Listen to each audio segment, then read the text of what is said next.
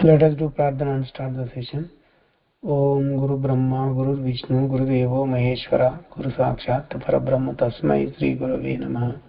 Om Mannado Sri Jagannatha Madguru Sri Jagadguru Mamatma Sarva Bhutatma Tasmai Sri Gurave Namaha.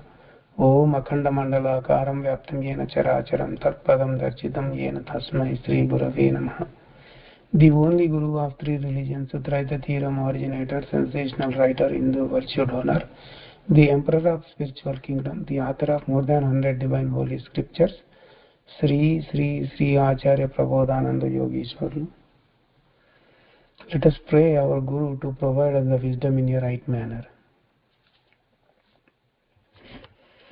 We are learning Traita Theorem Bhagavad Gita, interpreted by Sri Acharya Prabodhananda Yogeshwar. We are learning Prologue, Introduction to Bhagavad Gita. So last week we learned up to the matter, so where Swami told that. So our teachings will not help to the worldly related matters. So the people who are in the desires whether in this world, so they can't understand our teachings, and they won't respect our teachings, he said. Though in the objective of revealing the truth to entire humanity and drive the human beings in order to get the permanent liberation, that is our objective, that is our motive and objective. So though if at least 1 in 1,000 people could become interest on learning about the uh, liberation, so then we can understand that our objective is fulfilled. That's what. So there is a good result for our endeavor. So we can think about like that. We can think like that. So that's how we learned last week. We came up to that part in the introduction. So let's move forward to learn more about the Gita introduction. So we came to know that the intention of Gita is a line, Gita is a boundary. We came to know that boundary of the body is called the Gita. So it shows a boundary or line to entire humanity. So that means it is going to help to entire humanity, but it was not taught in targeting a particular religion at all. So this Gita is for entire humanity in this universe itself. So this is in the form of inscriptions, and it is a science. We need to know about that. All the matters revealed in this Bhagavad Gita will help to entire human species itself. Some people may think that this Gita is only for Hindu religion. That is not true at all. It is surprise. It is a surprise to think like that.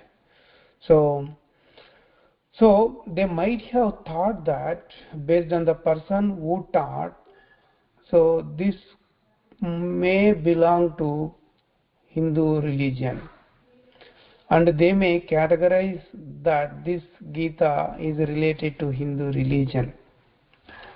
Like that, they might have limited this Gita to Hindu religion itself. But when Bhagavad Gita came out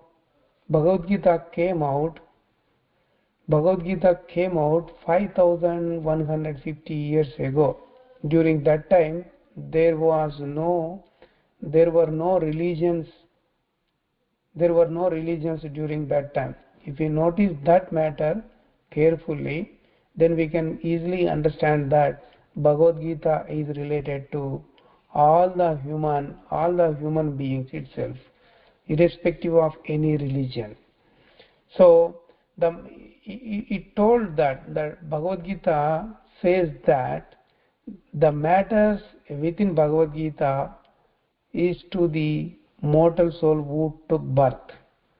So all the people all the people belonging to all the religions are the born mortals only.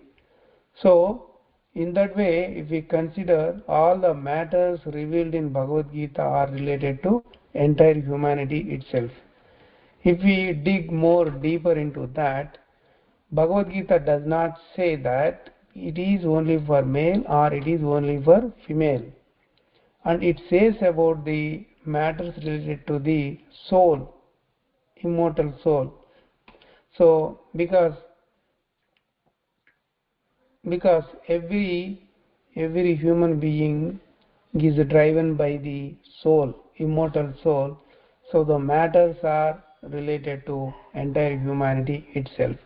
And it does not say about a caste, about a religion, about a gender at all. So it does not show any gender to learn this Bhagavad Gita. So this is not like categorizing this way. So Bible is to Christians, Quran is to Muslims, uh, and some people say that Bhagavad Gita is only for Hindus. So they might think that they may think that since there is the name Christians in Bible, there is the name Islam in Quran. Similarly, Bhagavad Gita might be for Hindus, but it's not true at all. In Bhagavad Gita, nowhere it has mentioned Hindu religion. No religion is mentioned over there, and no prophet told the Bhagavad Gita. So Bhagavad Gita taught by Bhagavan itself. So there is no meaning. There is no meaning saying that Bhagavad Gita is a religious text. It is not religious text at all. It is a divine text. It's for all the human beings itself.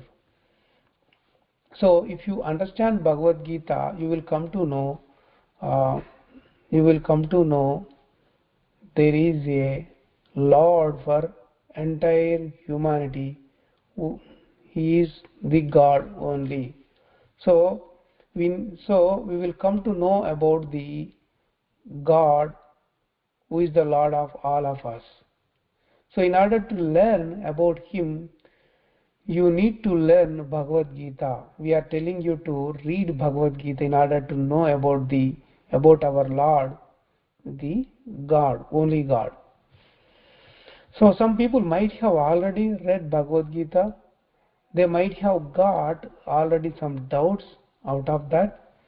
They might have become the atheists because their doubts were not cleared. So with respect to that kind of situation, so we gathered all the questions, came to them, and wanted to interpret a Bhagavad Gita in such a way all the questions are answered, whatever they got. So you as a reader, you should not blindly believe any matter whatever we wrote.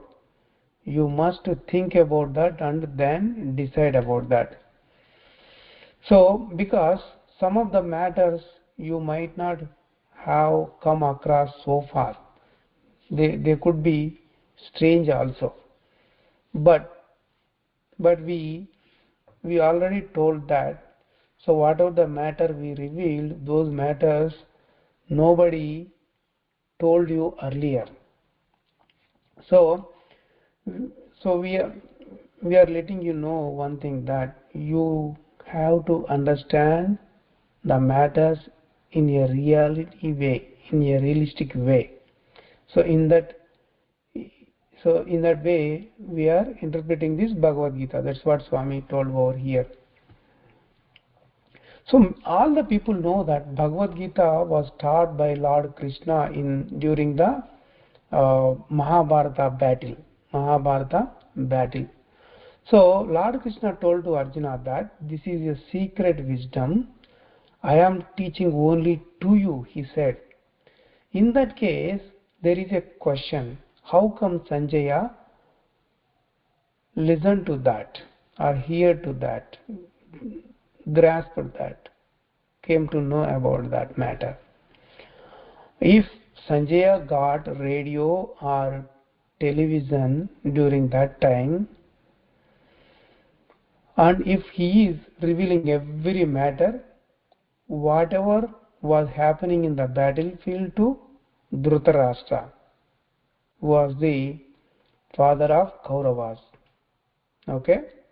But in cosmic appearance, but in Vishwarupa Sandarshana chapter, Lord Krishna said one matter to Arjuna, that while he was showing the cosmic appearance, you can't see this cosmic appearance, my cosmic appearance, with your physical eyes. In order to visualize this cosmic appearance, you must have wisdom eye. Even demigods also could not see my cosmic appearance.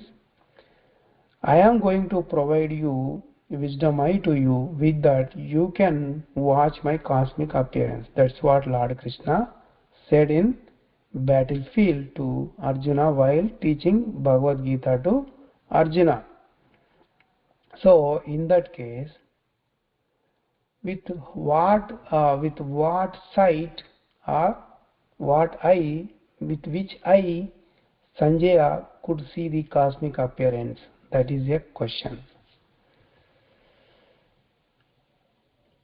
So if Arjuna and Sanjaya both could see cosmic appearance of Lord Krishna, then why Lord Krishna told that only you can see the cosmic appearance with wisdom eye?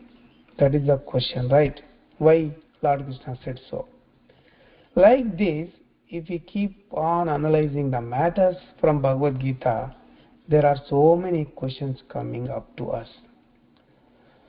So we need to see all the answers. We need to get all the answers to the questions. Like that, if we keep on thinking about the matters in Bhagavad Gita, lot many truths and mysteries come out from Bhagavad Gita. In the words of Bhagavan, in the words of Bhagavan, in many contexts,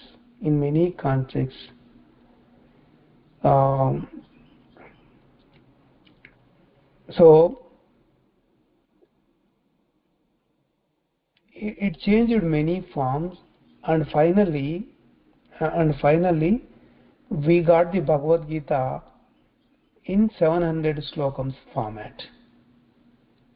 So whatever the words spoken by Lord Krishna in many contexts, that changed into many ways, and it got formed into 700 slokas of Bhagavad Gita. The Bhagavad Gita which is in front of us and the Bhagavad Gita what Lord Krishna told, if we can compare both of them, we can get many answers to our questions. But whatever we are thinking, it should be constructive way, it should be scientifically bounded way. Then only truths can come out and we can get all the answers to our questions. If we can think in that way, we can come to know how much time Lord Krishna taught Bhagavad Gita. What is the time duration of Bhagavad Gita to Arjuna? We can come to know about that. So we can get the answer to that.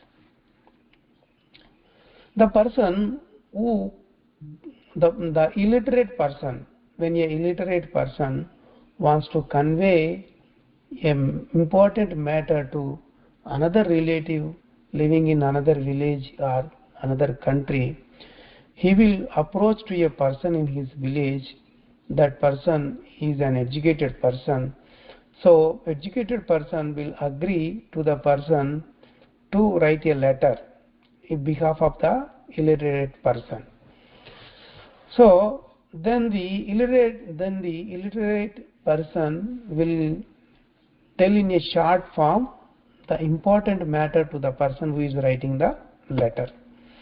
Since the person who is educated, knows how to write the letter, then he will mention before writing the letter, he will wish the person with a sweet words, right? At the end, he will end the letter saying, yours sincerely, yours obediently, or so and so. So in between, he will put the entire matter, but the matter will be a smaller matter, but it is important matter. In order to convey very well to the other person who is going to read, he will elaborate the letter. He will write a long letter. So he will put lot of sentences over there to convey the meaning very easily to the other person who is going to receive the letter and read that one. Similarly, in the battlefield, Lord Krishna taught the matter very short, in a short format. But the Vyasa made that matter into so many chapters and hundreds of slokams. So such Bhagavad Gita is in front of us. If we can see the summary of the each slokam, then we will come to know the root matter is very smaller one. If we can squeeze all the chapters, then the summary or synopsis is very smaller one. So Lord Krishna, the God said that I am omnipresent. I am omnipresent. This is the sentence he said. In the Vibhuti Yogam chapter, for this matter, Vyasa made it into 42 slokams over there. I am omnipresent matter. In order to reveal, we see 42 slokams. That way, if we can see entire Bhagavad Gita, there are 701 slokams. So the notion was delivered by Lord Krishna was just in minutes only. So as a smaller matter was written in a long letter, similarly Lord Krishna delivered a smaller message. That message was conveyed in many chapters and hundreds of slokams by Vyasa. Because in the battlefield there is no much time left, because so during that time Lord Krishna taught Arjuna very little amount of time only, not hours over hours.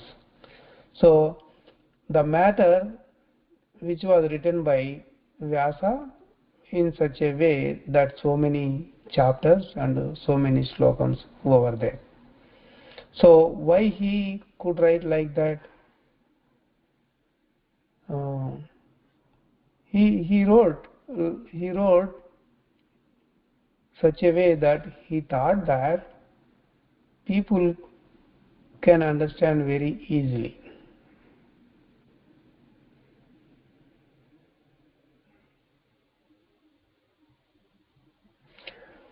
Let us move forward.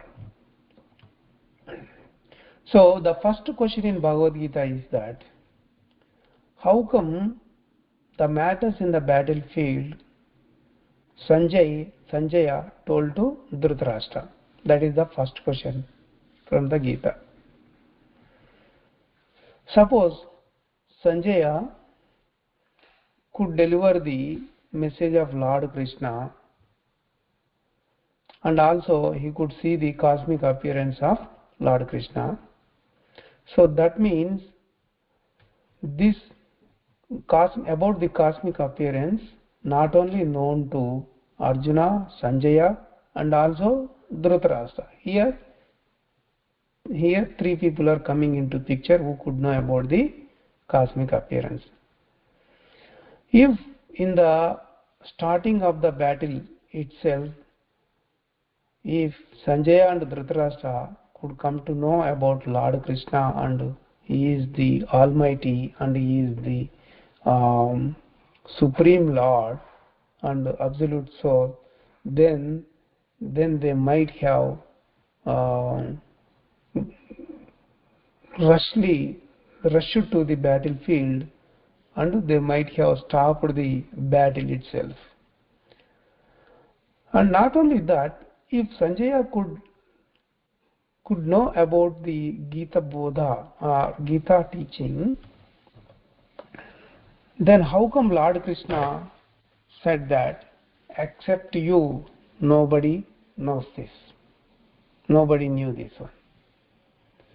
So that means the words of Bhagavan could become false, but the words of Bhagavan never becomes false.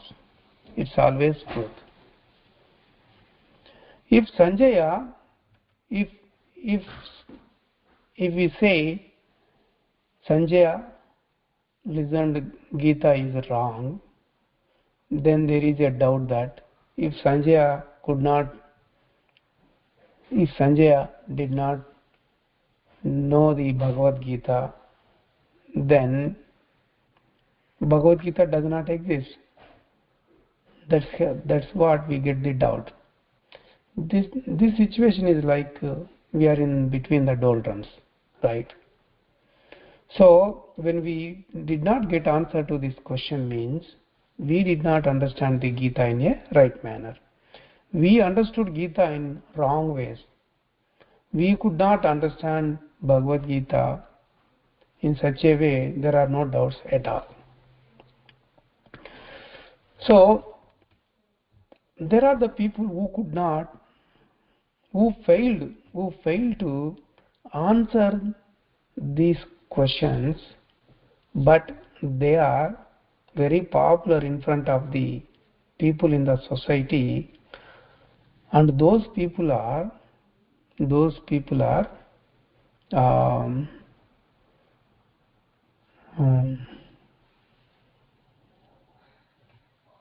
looking down at Swami and speaking and ridiculing Swami over here. But Swami did not care about them. So Swami worried about the thing that because of their Gita's interpretations, human beings could not understand in a right manner. So people also can understand that by whose weakness they could not understand Bhagavad Gita in a right manner.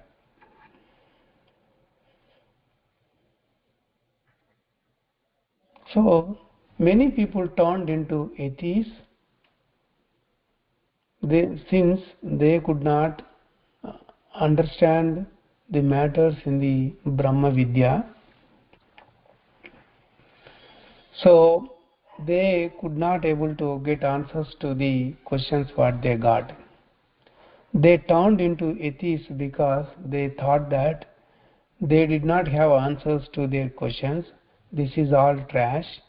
So this is like they are just saying the words, but they are not revealing the truth. They are telling the name, God's name. They are telling God's name, but whatever they are teaching, it contains all the doubts. Their wisdom is like that. So that way, people thought and they became atheists.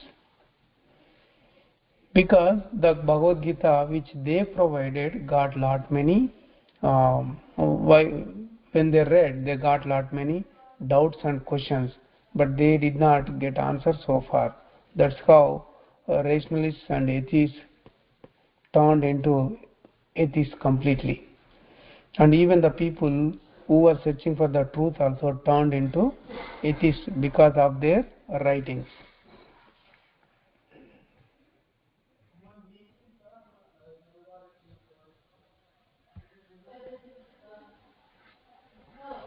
So let us stop over here. Let us stop over here. Let us do Mangala Pradhana and end the session. Let us continue from the next week onwards. Om Mangalam Gurudevaya Mahaniya Prabodhatmane Sarvaloka Sharanyaya Sadhu Rupaya Mangalam Prabodhatmam to everyone.